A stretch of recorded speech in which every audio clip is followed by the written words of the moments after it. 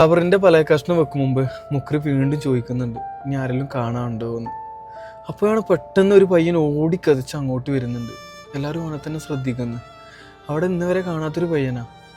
അങ്ങനെ അവസാനമായി അവനൊന്ന് മുഖം കാണിച്ചുകൊണ്ട് ആ ഖബർ മണ്ണിട്ട് മൂടുകയാണ്.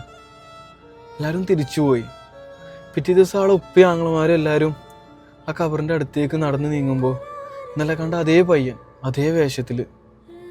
അങ്ങനെ അവളെ ഉപ്പ അടുത്ത് ചെന്നുകാണ്ട് ചോദിക്കുന്നുണ്ട്, ഈ പാത്തുവിൻ്റെ ആരാണ്? ഫ്രണ്ടാണോ? ഈ എവിടെ എൻ്റെ വീട്? അങ്ങനെ കുറേ ചോദ്യങ്ങൾ അവനക്ക് നേരെ നീട്ടുന്നുണ്ട്. അവൻ മറുപടി ഒന്നും പറയുന്നില്ല. അവനെ തോളി തട്ടിങ്ങാണ്ട് ചോദിക്കുകയാണ്, നീ എന്തൊന്നും മിണ്ടാത്തേ?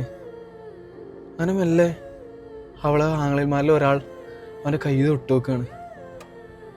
ശരീരം നല്ല തണുത്തിട്ടുണ്ട്. മരിച്ചിട്ട് ഏറെ കുറേ മണിക്കൂറുകളായിട്ടുണ്ട്. കുറേ പ്രണയങ്ങൾ കേട്ടിട്ടുണ്ട്, വായിച്ചിട്ടുണ്ട്. ഇങ്ങനെ പ്രണയം ആദ്യമായിട്ടാണ്. അവൾ പോയപ്പോൾ അവനും കൂടെ പോവാണ്.